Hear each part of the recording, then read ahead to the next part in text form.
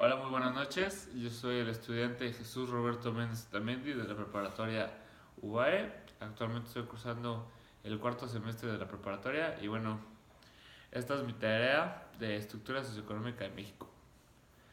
Hola, muy buenas noches. ¿Cómo te encuentras el día de hoy? Muy bien, buenas noches. Perfecto. Bueno, les presento a mi tío.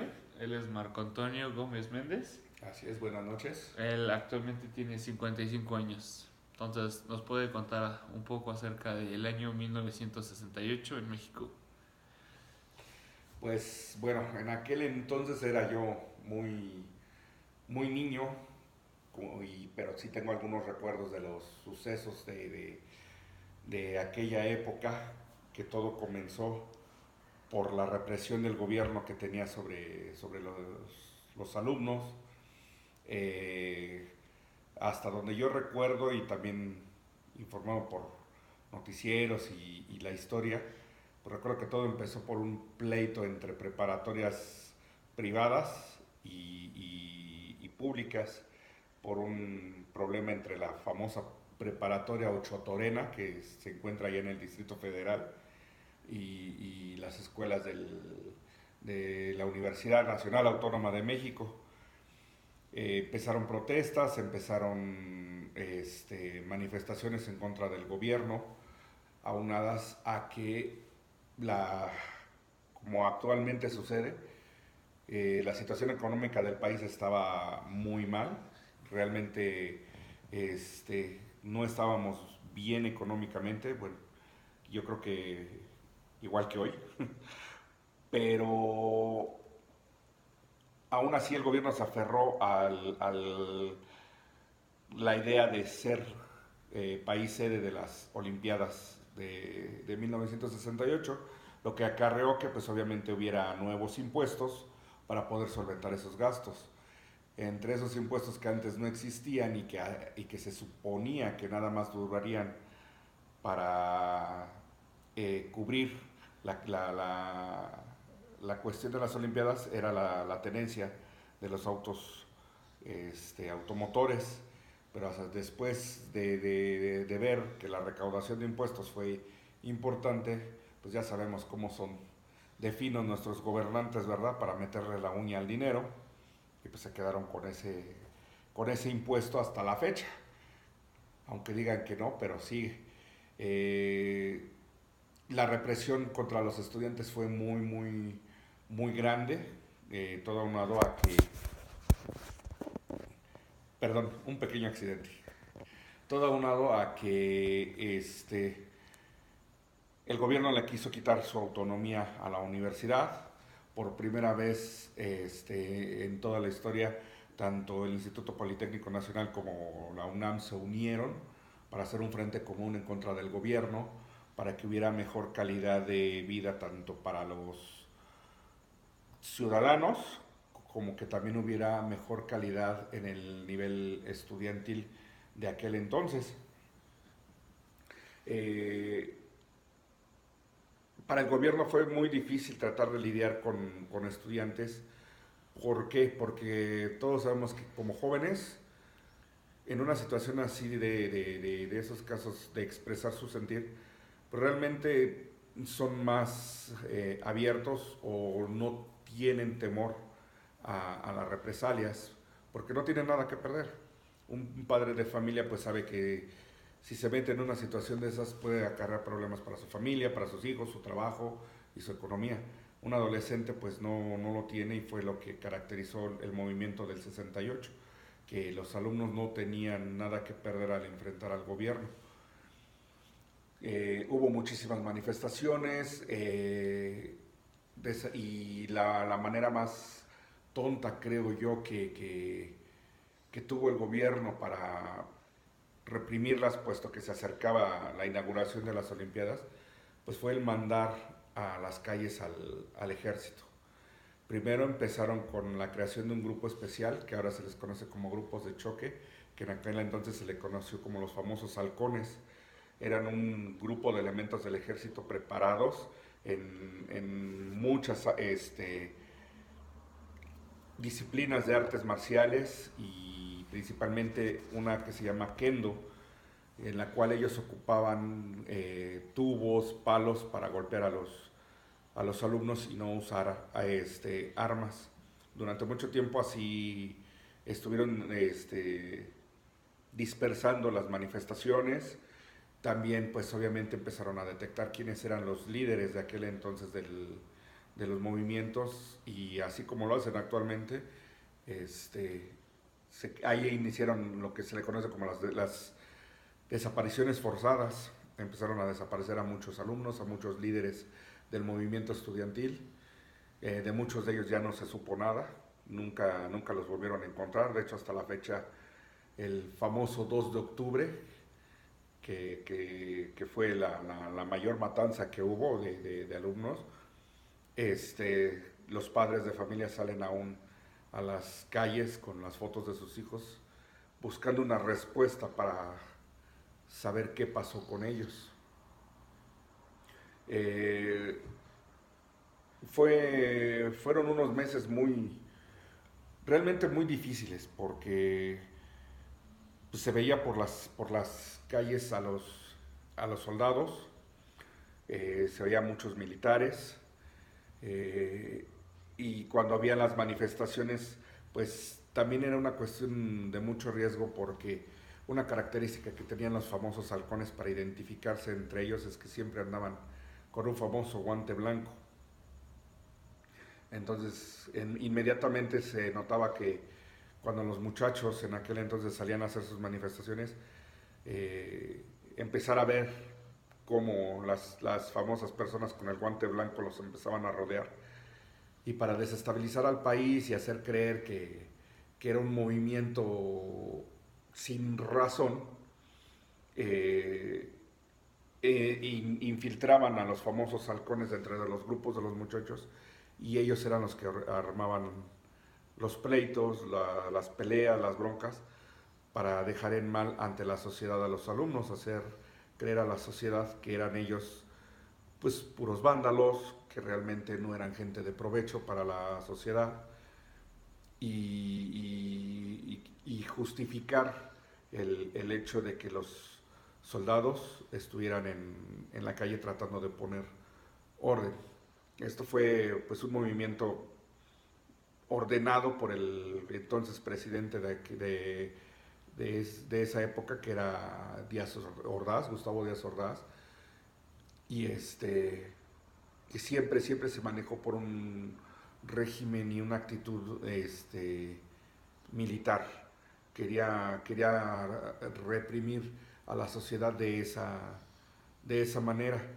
Y pues obviamente en aquel entonces pues México era el foco de atención para todo el mundo, como ya lo dijimos, por las Olimpiadas, y no quiso permitir que quedar en mal ante todo el mundo si iniciaba el evento deportivo y no había él controlado la situación estudiantil. Máxime que pues la ceremonia de inauguración pues era en el Estadio Olímpico. Entonces, y sí se sabía que para ese día de la inauguración de los Juegos Olímpicos habría una manifestación muy grande de alumnos que no iban a permitir que se iniciara el evento. Entonces fue por eso que unas semanas antes del evento deportivo se dio la orden de aniquilar a todo el movimiento estudiantil, pues de esa manera.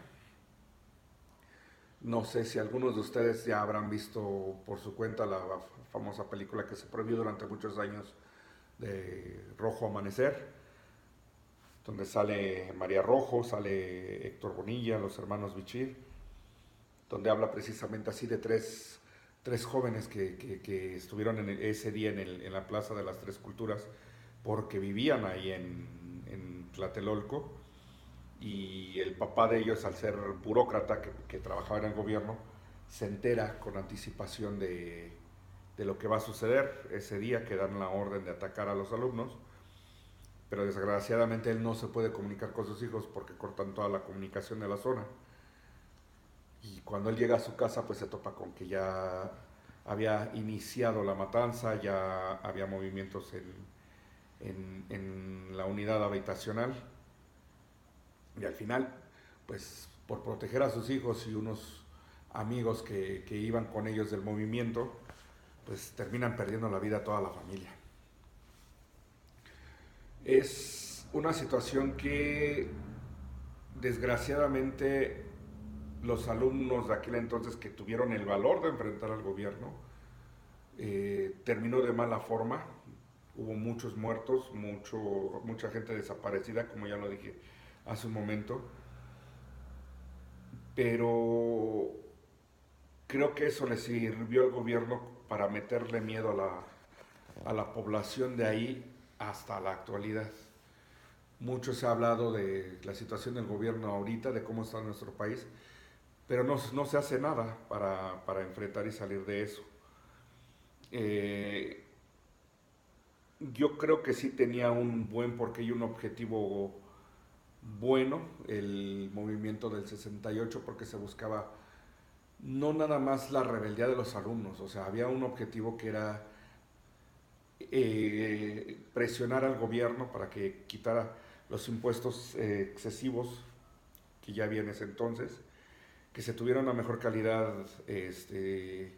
De nivel de vida y de académico. nivel académico, o sea, para poder competir pues, con escuelas extranjeras que hasta la fecha han tomado mucho auge y que pues se ha demostrado en muchas ocasiones en competencias internacionales de diferentes materias que la UNAM y el Politécnico han superado escuelas como Harvard, como UCLA, o sea, hay mucho Talento. talento en el país, pero nos reprimen. Y por eso hay la fuga de cerebros, ¿no? Que es la famosa fuga de cerebros que deciden estudiar a otro país. Exacto, simplemente sencillamente no hay que ir lejos, ¿no? El señor Rodolfo Neri Vela, me imagino que muchos de ustedes no saben de él, pero fue el primer astronauta mexicano que llegó a la Luna, que viajó fuera de la estratosfera de la Tierra. ¿Y cómo lo logró? Pues porque se fue a estudiar fuera del país, porque aquí nunca nadie lo apoyó. Y él logró su sueño, que era eso, ser un astronauta. Y como en otras ramas lo sabemos, ¿no? Mucha gente que es muy buena, pero que como aquí no hay apoyo, no hay quien les diga, sí, vente, yo te ayudo a que desarrolles tu proyecto, pues obviamente por fuera ven esa potencialidad que tienen y las probabilidades tan altas de generar dinero, pues prefieren mejor llevárselos a otro país y que ese dinero entre a ese país en vez de que llegue aquí a México. Yo, francamente, pues sí me gustaría que se retomaran los alumnos una actitud de lucha, de guerra, pero una lucha y una guerra demostrándole al gobierno que México puede, que México tiene potencial, que hay este talento y que no permitamos que nos sigan reprimiendo de esa forma. Muchos de nosotros pues ya vamos de salida ya por la edad y porque pues no supimos aprovechar esas oportunidades, pero pues ustedes que tienen toda la vida por delante aún, que todavía tienen mucho camino por recorrer, pues luchen por sus metas, sus objetivos, no se limiten. Hagamos una especie de homenaje de esa forma a todos esos muchachos, señoritas, niños, padres de familia que desafortunadamente murieron en aquel sangriento 1968, que se trata de disfrazar como algo bueno para México por el evento deportivo, pero realmente detrás de todo eso hubo mucha sangre, mucha gente que perdió la vida luchando por un ideal. Ahora en la actualidad, yo lo vi mucho tiempo en el DF, los adolescentes ahora salen a marchar y el 2 de octubre supuestamente para hacer un homenaje a esos alumnos, pero solo salen a hacer vandalismo, no tienen ni idea de lo que realmente pasó ese día, no tienen ni idea de lo que estos muchachos peleaban, lo que buscaban, lo que querían. Lo toman nada más como un acto de salir a echar relajo a las calles, de robar, de destruir. Eso no es El verdadero espíritu. exacto, el legado que dejaron o que quisieron dejar la gente de 1968. La idea era buscar una mejoría para el país, para sus alumnos, para sus niños, que creo que es lo que todos los padres en la actualidad buscan, que se quiere para sus hijos. Y pues hay que hacerlo, no se rindan, luchen, busquen, estudien, prepárense. Eh, Al menos es un consejo que yo les doy. Yo recuerdo muy poco, como les vuelvo a repetir, de aquel entonces, porque era yo muy pequeño, pero pues recuerdo pues todo lo que se hablaba en las noticias, o lo que hablaban supuestamente en las noticias, porque pues sabemos que también los noticieros están vendidos con el gobierno y también quisieron disfrazar muchas cosas. Yo recuerdo que anunciaban que la matanza y la balacera de ahí de Tlatelolco fue provocada por los muchachos, por los alumnos que iban en el meeting de aquel día, pero realmente no fue así. No fue así, ellos iban de manera pacífica y exigiendo lo que ellos pedían, y obviamente al llegar ahí a Tlatelolco, que era donde cerraba el meeting y donde tendrían una especie de reunión entre todos los participantes. En cuanto llegaron los alumnos a Tlatelolco, inmediatamente el ejército empezó a disparar, los famosos halcones empezaron a golpear gente sin importarles género, edad, ni clase social. Niños, ancianos, adolescentes, padres de familia, mucha gente murió ese día porque buscaban una mejora para el país. Es un poco de lo que yo realmente recuerdo de aquel Año. año y desafortunado día, porque la verdad es que eh, fue algo muy grave, y que además recuerdo que lo trataron de minimizar el gobierno del país y los noticieros al venderlo hacia los noticieros de aquel entonces del extranjero. Digo, obviamente en el extranjero solamente supieron lo que el gobierno les permitió, lo que el gobierno les informó, y lo poco que los noticieros de aquel entonces dieron salida. No había internet como ahora lo hay, y que pues ahora alguna situación mala inmediatamente se puede grabar y se hace viral y se demuestran las cosas malas que están sucediendo. Yo creo que si hubiera habido esa tecnología en aquel entonces, otra cosa hubiera sido ese 1968. Aunado a todo lo que pasó, ¿cuál es tu postura acerca de el comentario que hizo Andrés Manuel López Obrador cuando lo entrevistaron, que le preguntaron que qué pasaría si le volvieran a hacer un fraude electoral, y él dijo que el que amarre al tigre, el que suelta al tigre, que lo amarre? Pues de alguna manera creo que mucha gente, incluido yo, estamos pues como que sí a la expectativa de qué va a suceder ese domingo de julio, que tengamos que salir a votar, a elegir a nuestro nuevo presidente.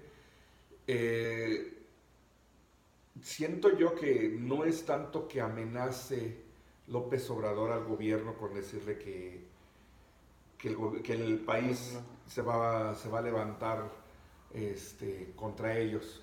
Pudiera ser que sí, la verdad es que creo que es momento de hacer un movimiento y quitar a la gente ya definitivamente del poder. Desafortunadamente creo que no se va a poder hacer sin un movimiento armado. Yo siento que no es la mejor opción, pero pues la verdad es que ya no nos están dejando de otra. Más con la nueva reforma que lanzaron en la que el ejército ya va a las calles y que va a poder agredir al pueblo. Sí, sí, sí, sí, o sea, es una muy mala decisión que está tomando el gobierno, pero digo, hay que ser conscientes y ver las cosas que nos están anticipando. O sea, si están tomando esa decisión de sacar de nueva cuenta al ejército a las calles, es porque están pensando en hacer una cochinada con esas elecciones. O sea, ya están anticipando que desde ahorita que va a haber un fraude electoral como lo ha habido siempre, siempre, pero ahora más descarado. Eh, yo no sé, vuelvo a repetir, qué vaya a pasar con el país después de que se den los resultados de las elecciones, pero yo sí soy de la idea de que ya es momento de que pongamos un alto a tanta tiranía que ha habido en nuestro país. Bueno, pues eso fue todo. Muchísimas gracias por tu tiempo. No, ¿de qué? Buenas noches.